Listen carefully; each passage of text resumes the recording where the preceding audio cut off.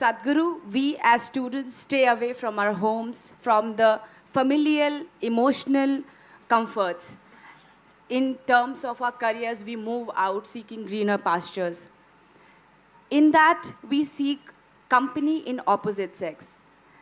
Some people get into relationships, which gradually progresses to physical intimacy. Sadhguru, the question is then why, as generations, we cannot discuss it openly?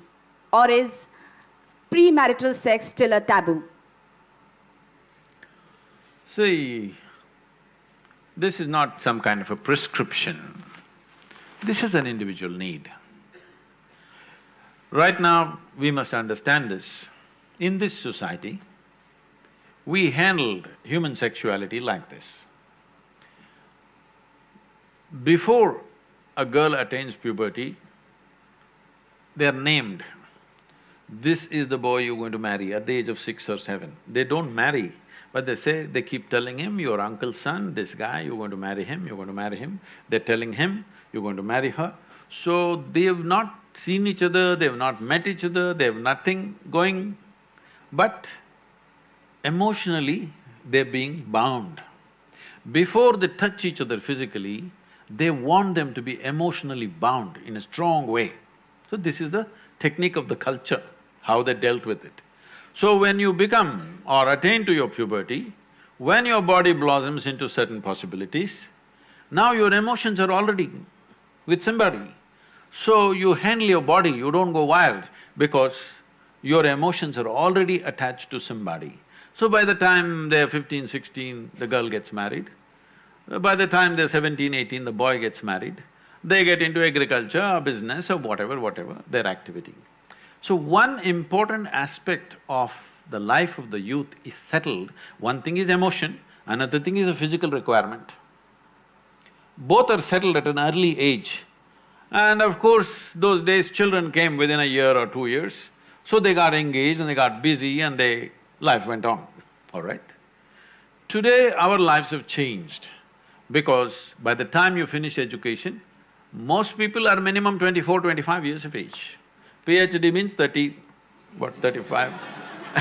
I don't know what It depends how kind your professor is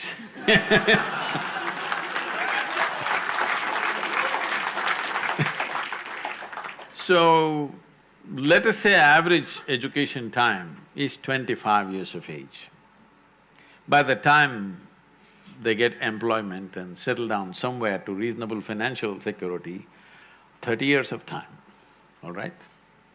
The peak of human hormonal function is between 15 to 30.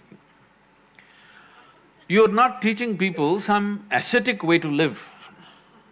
You're not giving them some sadhana that they're transforming their energy into some other possibility and attaining to something else. There is no such thing. And there's close proximity with the opposite sex.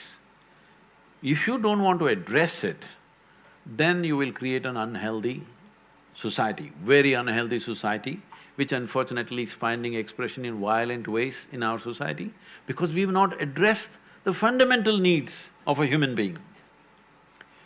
First thing is nourishment. If nourishment is taken care of, you must understand, nourishment is survival. Once survival is taken care of, naturally the species, this is not even individual, the species that you are is longing to reproduce. This is how it's built. It's longing to reproduce because this is survival of the species. If people don't reproduce, there is not going to be human race, isn't it? So, your body and your mind plays many tricks and how when you look at somebody, you suddenly think they're the most beautiful, suddenly you think they're the most fantastic, you will discover later many things. But initially, everything is clouded. See, I'm telling you, let's say you are 10, 12 years of age, you looked at people, they're quite normal. Suddenly you became 14, every little bump on somebody's body is a world by itself simply because your hormones begin to influence everything. In a way, your intelligence is hijacked by your hormones. Now, this is not to be judged as bad or good, this is a natural process. There may be a few people who will go beyond that. It's fantastic for them if they can go beyond that. They're not compulsive about it, they went beyond it, fantastic for that person. But you expect the whole society to go beyond it, you're just stupid. Such a thing doesn't happen. So, definitely the debate of when and how sexuality should happen has to come in. But now, we are still having a certain cultural aspects to us that we are an emotional lot. We are still an emotional lot. People suffer immensely when things happen without the needed emotions. A whole lot of people at least. There may be a few people who are above that, but a whole lot of people suffer. So, for our country, for our society, how to deal with this without causing a major disruption in the social structure is something that we must debate. You must do research on it, how to do it. Sadhguru, though I get a little hint of the answer of my question from your elaboration, but still I will ask it. I had this belief, or in fact maybe I was made to believe this whole concept of one life, one partner. But now when I see or observe, the whole monogamous relationships do not seem to be existing anymore. The whole idea of it is gone. What you think about it? Oh, it's not gone, maybe in JNU it's gone.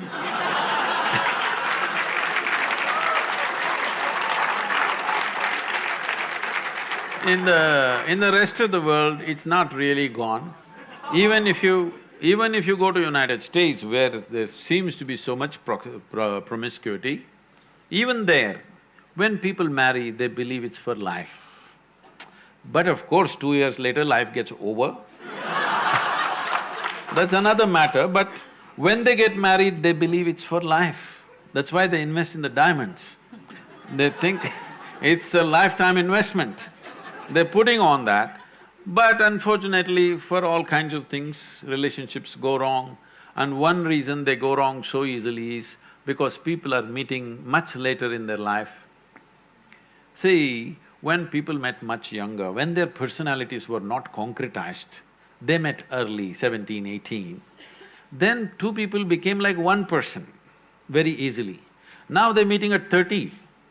Now both are concretized, two concrete blocks. But I'm seeing young people, if they marry, they hang on. If people marry over 50 years of age, they hang on because they have again softened up, concretized again. Between 30 and 50, it's a bit of a concrete block, strong persona. Now, friction happens. Well, if they're wise, they will find something beyond.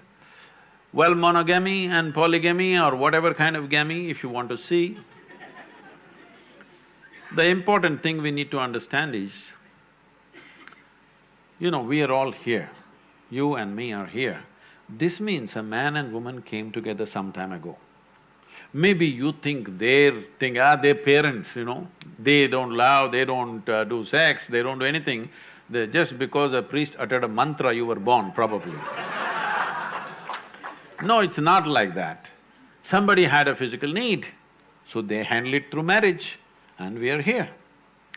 And now we can, at a certain age, at a stage in your life, when you become 18, you become always against marriage. But when you were 3 years of age, you were for marriage, your parents' marriage. When you were 3 years of age, were you not glad your parents had a stable marriage? Hello? Yes. When you're 18, you think of free sex and no marriage and everything. But once again, if you become 50, 55, then you will look for a relationship that lasts. So it is for you to consider, because it's your life, to consider whether you want to live a life where emotionally you're always looking out for somebody, or you settle it in a certain way so that you can use your intelligence and time to create something else. Your research, your work or whatever you're doing, if emotions and body are settled, actually, your ability to use your intelligence will be much better. Otherwise, every day you have to walk around to find somebody. No, I'm not making this thing because I feel so bad in United States. People I know, and you know that thousands of people are involved with me now. People over 40, 45 years of age, women I'm saying, wonderful people. But they are all on this… these days they've all gone online. Otherwise they go sit in a bar and wait. Somebody needs to pick them up today. It's terrible. Tinder generation. I'm sorry? Tinder generation. Whatever you want to call it. But I think it's so pathetic when a woman at 45 should have been loved and respected in a proper atmosphere. Now she's sitting there looking for some strange guy to come her way, and she's going to make the judgment in the next 10 minutes when he buys her a drink or a dinner or something. This is tragic.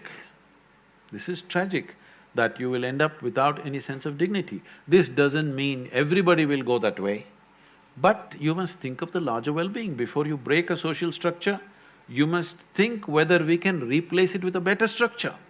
At any point in our life, let everybody understand this, whether it's a social structure or a political structure or a psychological setup in the society, whatever, before we break it, we must think through whether we have a better alternative system. Without an alternative system, if you break the existing damn thing that's working reasonably well, then it'll go crazy.